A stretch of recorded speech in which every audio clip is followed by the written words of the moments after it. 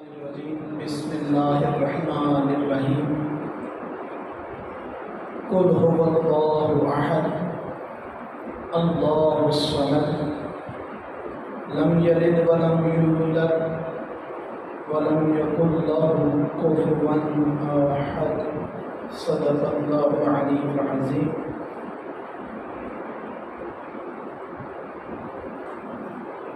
تھوڑا تھوڑا سا اگر آپ آگے آ جائیں اور ایک مجلس کا ماحول بن جائے، کیونکہ آپ ہی سے میں نے گفتگو صرف کرنی۔ نعرہ تکبیر، نعرہ رسالت، نعرہ حیدری، حسینیت، یزیدیت، خاندان سید زہرا سلام اللہ علیہ پر بآواز بلند صلوات۔ اللہم صلی علی محمد و آل محمد۔ معصوم فرماتے ہیں کہ صلوات پڑھنے سے انسان کے گناہ معاف ہوتے ہیں۔ صلوات پڑھیں بآواز بلند۔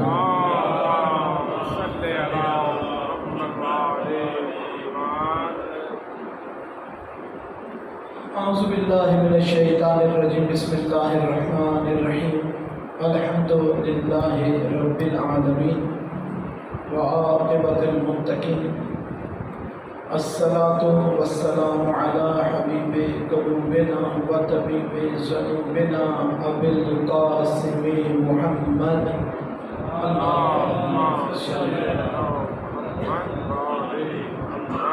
اہل بیتہ الطیبین الطاہرین المعصومین ولعن اللہ ولا اعدائہم اجمعین۔ اما بعد فقد قال سبحانہ وتعالی فی کتابہ المجید وفرقانہ الحمید وقول الحق۔ بسم اللہ الرحمن الرحیم، قل هو اللہ احد اللہ الصمد لم یلد ولم یولد ولم یکن له کفوا احد۔ پر محمد علیہ بیت محمد بآواز بلند صلوات۔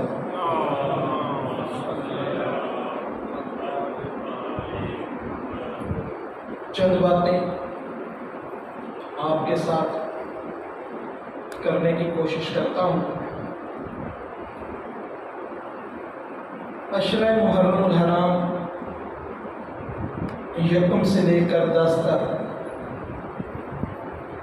مجالس سنتے ہیں، فضائل و مسائل سنا جاتا ہے، مقصد حضرت امام حسین علیہ السلام بیان کیا جاتا ہے، مگر ایسی تاثیر نہیں نظر آتی کہ کہتے تو ہم سب یہ ہیں کہ یہ 10 دن ہماری اصلاح کے لیے آئے ہیں، یہ 10 دن ہماری کمزوریوں کو ختم کر دیتے ہیں، یہ 10 دن ہماری بے پرواہیوں کو ختم کر دیتے ہیں۔ کوئی کمی بیشی اگر پورے سال کی ہمارے معاملات میں داخل ہو چکی ہے تو یہ ہمیں اس سے توبہ اور استغفار کرنے کا موقع فراہم کرتے ہیں، مگر اس 10 دن کے بعد وہ جوش، وہ جذبہ، وہ ولولہ، وہ محرم کا احترام، وہ عقیدت انتہائی معذرت کے ساتھ میرا اپنا یہ خیال ہے کہ اس طریقے سے جیسے 10 دن مجلس عزا برپا ہونے کے بعد اگلے عشرے کو جس طریقے سے وہ رونق ہونا چاہیے، اثر نظر آئے اس 10 دن کا کہ اس 10 دن کی تاثیر کیا ہے اور اس کے بعد کا جو معاملہ ہے اس کی تاثیر کیا ہے، جبکہ ہر ممبر پہ بیٹھنے والا عالم ہے، ذاکر ہے، سب نے یہی کہا ہے کہ پہلے 10 دن والا جو مشن امام حسین علیہ السلام ہے اس کو جہاد اصغر کہا گیا ہے۔ 10 محرم کے بعد جو شروع ہوا ہے یہ جہاد اکبر شروع ہوا۔ حضرت امام حسین علیہ السلام کا امتحان کربلا تک، آگے سے امتحان شروع ہوا ہے جناب زینب سلام اللہ علیہ کا، حضرت امام علی زین العابدین علیہ السلام کا۔ سنی ہوئی باتیں ہیں، ایمان کی تازگی کے لیے ان کا تذکرہ کیا جاتا ہے۔ حضرت امام حسین علیہ السلام کربلا آئے کیوں تھے؟ کیا وجہ تھی؟ کون سے مقاصد تھے اور کون سے ایسے کام تھے جن کی وجہ سے مولا حسین کو کربلا میں آنا پڑا؟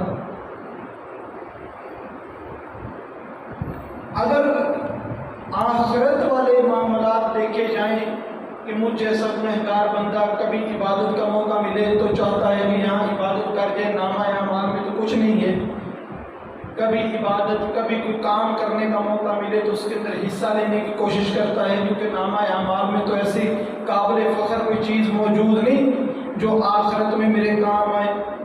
مگر حضرت امام حسین علیہ السلام کا دامن ایسا آخرت کے حوالے سے پر تھا کہ ہم ساری زندگی جس مقصد کے لیے عبادتیں کرتے رہتے ہیں، مولا حسین اس جنت کے سردار کربلا آنے سے پہلے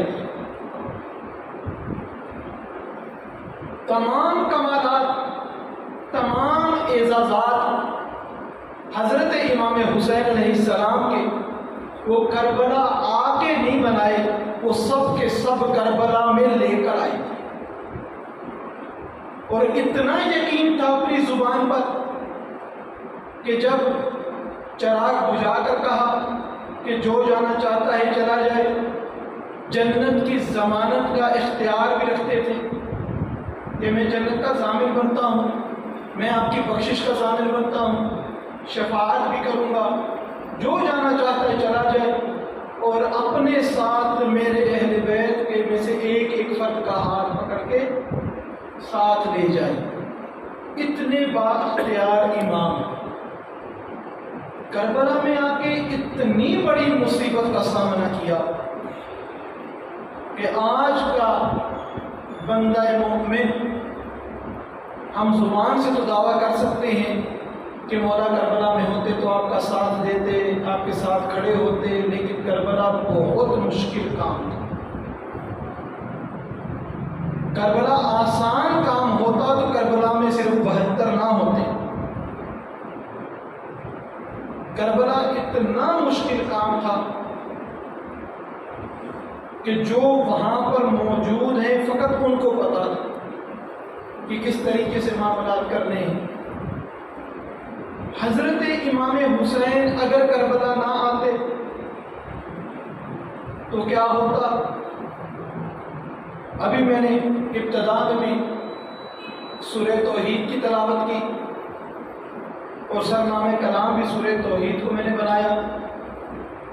میرے محترم، میرے بزرگ، میرے بھائی تشریف فرما ہیں، اگر امام حسین علیہ السلام کربلا نہ آتے تو سورہ توحید کا ترجمہ جو آپ آج کرتے ہیں وہ تب نہ کرتے۔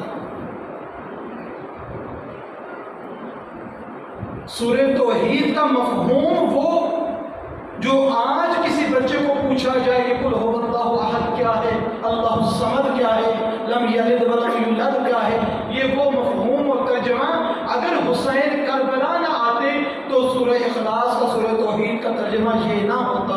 سورہ توحید کا مفہوم بھی وہی ہوتا کہ جس طریقے سے آج بھی کتابوں میں ملتا ہے کہ قیامت والے روز جب جہنم کہے گی کہ میرا پیٹ بھرا نہیں ہے تو ہم بھی اسی خدا کے ماننے والے ہو جاتے جو جہنم میں خود آخرت والے دن خود بھی جہنم میں چلا جاتا۔ اگر امام حسین علیہ السلام کربلا نہ آتے تو ہو سکتا ہے کہ آج بھی نماز جمعہ بدھ والے روز پڑھائی جا رہی ہوتی۔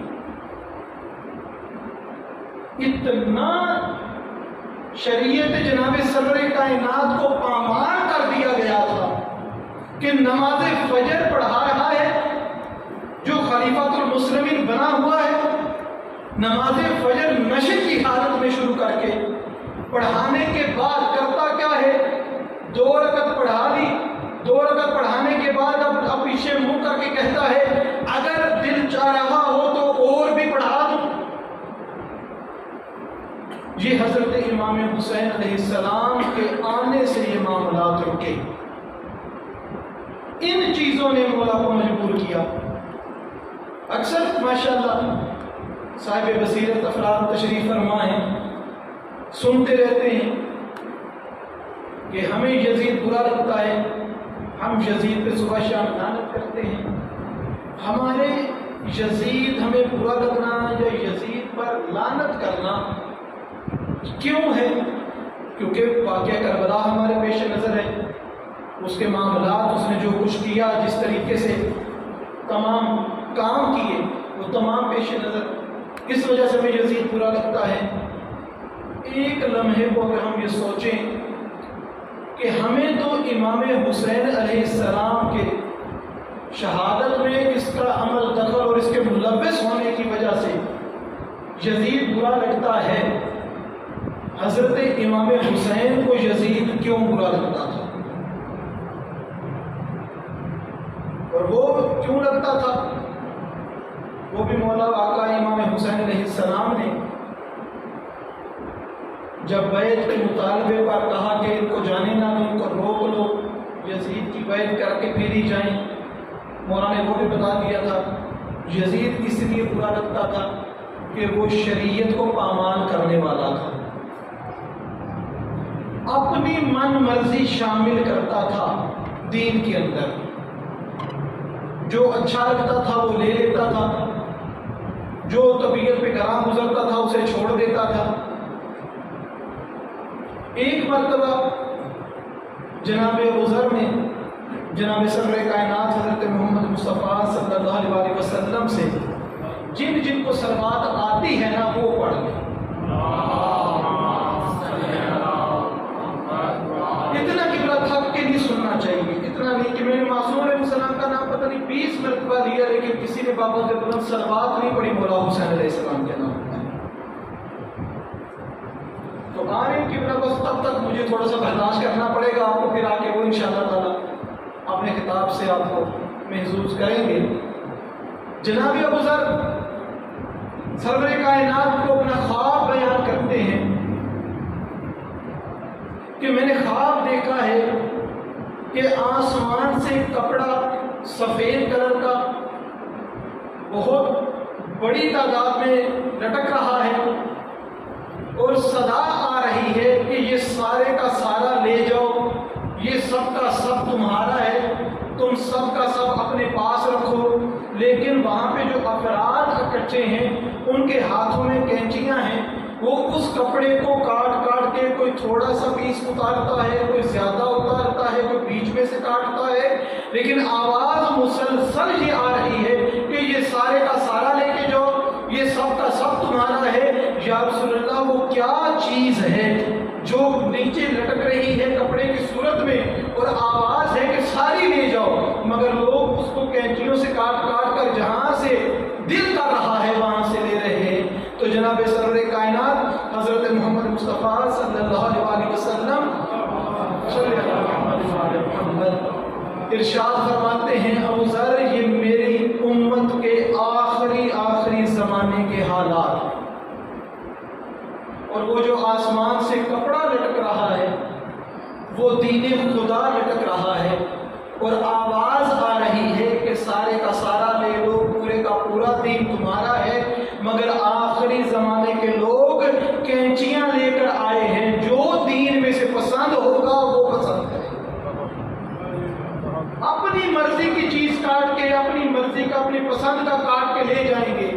انتہائی ادب کے ساتھ سب سے پہلے میرا اپنا ضمیر میرے سامنے ہے. مولا حسین یزید کو ناپسند کرتے تھے کیونکہ دین وہ سارا ہی لیتا تھا، جہاں سے پسند ہوتا تھا وہاں سے لیتا تھا، جہاں سے پسند نہیں وہاں سے چھوڑ دیتا تھا.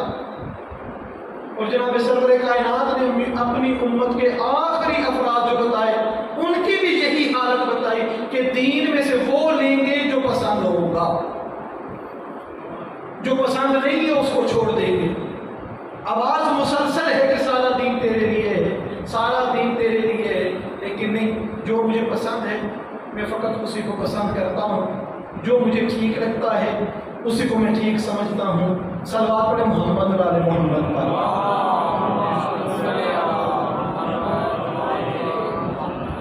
اس چیز کو ختم کرنے کے لیے حضرت امام حسین علیہ السلام میدان کربلا میں، میدان کربلا کے جتنے بھی واقعات ہیں آپ لوگ اس کو پڑھیں، آپ لوگ اس کو سنیں۔ اگر کسی افسانے کے طور پر یا کسی کہانی کے طور پہ اس کو پڑھیں گے تو دل پریشان ہوگا، آنکھوں میں نمی آئے گی، مگر اس سے حاصل کچھ نہیں ہوگا۔ اگر واقعہ کربلا کو جب یہ کاروان مدینے سے روانہ ہوا تھا، کیا اسباب تھے جن کی وجہ سے روانہ ہوا، رستے میں کیا کیا معاملات پیش آئے، کون سے ایسے معاملات تھے کہ جناب امام حسین علیہ السلام کو اپنے حج کو عمرے میں تبدیل کرنا پڑا، اور وہ کون سے خطبات تھے جو مولا نے کربلا کے پورے رستے میں آتے ہوئے حتیٰ کہ 9 اور 10 محرم تک وہ خطبات دیتے رہے، بیان کرتے رہے، جب عبرت سمجھ کر اور سبق حاصل کرنے کے لیے ان کو دیکھیں گے تب اس سے انسان کو درس ملے گا۔ یہ بالکل ایسے ہی ہے جیسے کوئی شخص چلا جائے کسی سمندر کے کنارے اور کچھ لوگ کنارے سے واپس آ جائیں، ذرا سے ان کے کپڑے اور پاؤں تر ہوں گے، پھر چہر کے خشک ہو جائیں گے۔ تھوڑے لوگ جو آگے گہرائی میں چلے جاتے ہیں ان کا لباس زیادہ تر ہو جاتا ہے، اور وہ افراد جو سمندر کی تہ میں اترتے ہیں پروردگار انہی کو موتی عطا کرتا ہے۔ وہی جب باہر آتے ہیں تو ہیرے لے کر نکلتے ہیں، جواہرات لے کر نکلتے ہیں۔ کربلا بھی ایسے ہی ہے، جہاں تک اس کو دیکھو گے اتنا ہی پروردگار عطا کرے گا۔ کیوں؟ حضرت امام جعفر صادق علیہ السلام کا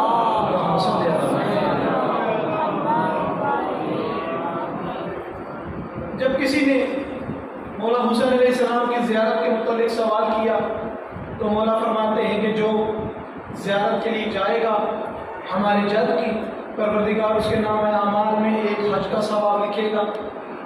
اس نے پوچھا کہ مولا ایک حج کا ثواب اتنی فضیلت ہے؟ کہا ایک نہیں 7 حج کا ثواب۔ اسی طرح مولا بیان کرتے رہے اور 70 حج تک مولا نے بیان کیا کہ 70 حج 700 حج، اس طرح مقدار بڑھاتے رہے کہ اتنے حج کا ثواب ہے جو ایک مرتبہ مولا حسین علیہ السلام کی روزے کے وہاں پہ زیارت کے لیے جائے گا۔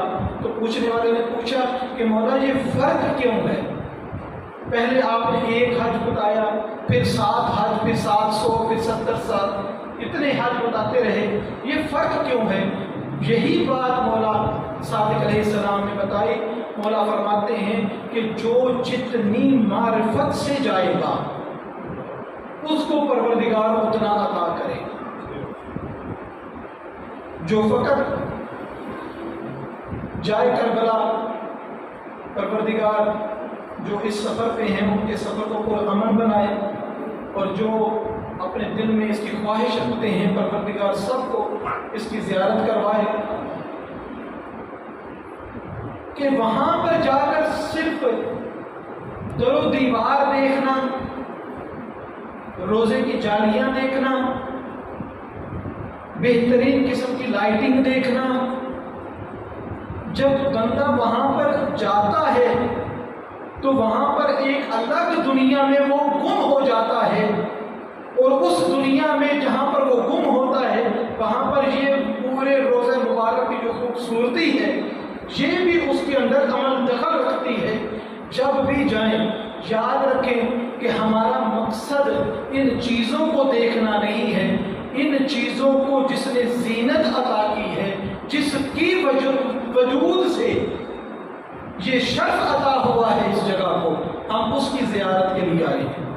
اور میں سن رہا تھا کہ ابراہیم فرما رہے تھے کہ جب بھی مولا حسین علیہ السلام کی زیارت کے لیے جائیں ذہن میں یہ رکھ کر جائیں کہ جس ذریعے امام حسین علیہ السلام پر آپ کھڑے ہیں وہاں پر میت امام حسین علیہ السلام کی پوری دفن نہیں ہے، مولا حسین علیہ السلام کے جسم کے ٹکڑے ٹکڑے کر دیے گئے تھے، اور مولا حسین علیہ السلام ٹکڑوں میں دفن ہے وہاں پر۔ یہ آج کا جو دن 11 محرم کا یہ وہ مسائل کا آغاز ہے آل محمد کے گھرانے کا، کہ کس طریقے سے 11 محرم کی تقریباً دوپہر کے وقت قافلے کو روانہ کر دیا گیا تھا، یہ رحیم وہاں سے چل پڑے تھے۔ حضرت امام حسین علیہ السلام جب کربلا آئے تھے تو ماشاءاللہ آپ سب نے سنا ہے کہ بنی اسد ایک قبیلہ وہاں قریب ہی آباد تھا۔ مولا امام حسین علیہ السلام نے ان کے مردوں سے بھی خطاب کیا تھا، ان کی خواتین سے بھی خطاب کیا تھا، آخر میں بچوں کو بھی بلا کے نصیحتیں کی تھی کہ اگر آپ کے ماں باپ نہ آئیں کسی خوف اور ڈر کی وجہ سے تو آپ لوگ بچے کھیلتے ہوئے آنا اور اپنا کھیل سمجھتے ہوئے ہمارے لاشوں پہ مٹی ڈال دینا۔ یہ تمام نصیحتیں مولا حسین علیہ السلام نے کی تھی۔ 11 محرم کو بنی اسد کے قبیلہ جو ہے وہ آیا لاشوں کو دفنانے کے لیے۔ اب جب آگے جو منظر دیکھا کہ کس طریقے سے پہچانا جائے، کیسے شناخت کی جائے، وہ دو ہی چیزیں ہوتی ہیں، یا تو انسان سر سے پہچانا جاتا ہے یا لباس سے پہچانا جاتا ہے۔ نہ میتوں کے سر قائم تھے اور نہ ہی ان کے جسم پر لباس موجود تھے۔ بنی اسد بڑے پریشان تھے کہ کس طریقے سے ہم دفن کریں۔ جب بھی آقا صاحب آئیں گے تو مجھے بتا دیجئے گا، مجھے پتہ لگ جائے گا تو میں وہاں پر اپنا موضوع ختم کر دوں گا۔ صلوات پڑھیں محمد علیہ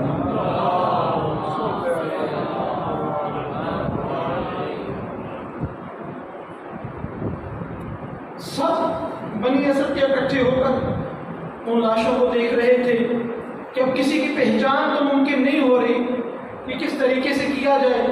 انہوں نے کہا کہ اب گنج شہداء بناتے ہیں ایک اجتماعی قبر جس کے اندر ان سب کو اکٹھا دفن کر دیا جائے۔ ابھی اس تیاری میں تھے کہ میرے مولا آقا حضرت امام علی زین العابدین علیہ السلام اجازت امامت سے وہاں پر آتے ہیں اور بنی اسد کے قبیلے والوں کو روکتے ہیں کہ ایسے دفن نہ کرو، میں آپ کو ایک ایک کے بارے میں بتاتا ہوں، جس کا میں بتاؤں گا ویسے ویسے اس کو دفن کر دینا۔ مولا نے سب کا بتایا، یہ حبیب ابن مظاہر کا لاشا ہے، اس کو دفن کر دو، یہ جون کا ہے، اسے دفن کر دو۔ تمام اصحاب اور انصار کے دفن کروائے، پھر بنی اسد کے قبیلے والوں کو اپنے ساتھ لائے، کہا تم نہیں جانتے کہ یہ لاشا کس کا ہے؟ اس کے سینے میں برچی کا پھل ٹوٹا ہے، یہ علی اکبر ہے، اس کو دفن کرو، یہ علی اکبر کا جنازہ ہے۔ اسی طریقے سے تمام جنازے دفن کروا کر حضرت امام حسین علیہ السلام کے پاس جب آئے اور ان کو بتایا کہ یہ میرے بابا کا لاشا ہے، اس کو بھی دفن کرو۔ اب جب دفن کیا تو مولا امام علی زین العابدین علیہ السلام نے اس قبر پر اپنی انگلی سے یہ لکھا کہ یہ قبر اس کی ہے کہ جس کو 3 روز کا پیاسا شہید کر دیا گیا۔ اتنی شدت کا مصائب تھا کربلا میں پیاس کے حوالے سے کہ مولا زین العابدین نے کسی اور مصائب کا ذکر نہیں کیا، اپنے بابا کی پیاس کا تذکرہ کیا۔ اور جب بنی اسد نے کہا نا کہ سارے دفن ہو گئے، سب کے جنازے ہم نے دفنا دیے، اب ہمیں اجازت ہے، تو مولا امام علی زین العابدین فرماتے ہیں کہ ٹھہر جاؤ، ابھی سارے دفن نہیں ہوئے، میرے ساتھ آؤ، ذرا دریا کے کنارے پہ چلو، وہاں پہ میرے چچا عباس کا لاشا بھی پڑا ہے۔ حضرت عباس کے لاشے کے لیے قبر نکالی گئی۔ امام علی زین العابدین نے تمام بنی اسد کے قبیلے والوں کو دور کر دیا، پیچھے ہٹا دیا، اور وہاں پر خود قبر میں حضرت عباس کو لے کر اترے ہیں۔ اور بنی اسد کے قبیلے والے بہت دیر تک انتظار کرتے رہے کہ کیا وجہ ہے کہ ہر شہید کو دفن کر کے مولا قبر سے باہر جلدی آ جاتے تھے؟ کیا وجہ ہے کہ عباس کی قبر سے باہر نہیں آ رہے، ابھی تک عباس کی قبر سے نکلے نہیں ہیں؟ کون سی وجہ ہے؟ انتظار کرنے کے بعد جب انتظار بڑھا تو ایک شخص آگے ہوا کہ میں دیکھوں کہیں مولا کو غش نہ آ گیا ہو۔ مولا عباس کے جنازے کو دیکھ کر تو کیا سنتا ہے کہ مولا زین العابدین حضرت عباس کے جنازے پر گرے ہوئے ہیں اور رو رو کر بتا رہے ہیں عباس آپ تو چلے گئے نا، میں اپنے ساتھ تمام بہنوں کو اور پھوپھیوں کو ننگے سر لے کر بازاروں میں بھی جاتا رہا ہوں، درباروں میں بھی جاتا رہا ہوں۔ لعنۃ اللہ علی الظالمین۔ اللہم صلی علی محمد وعلی محمد وعجل فرجہ۔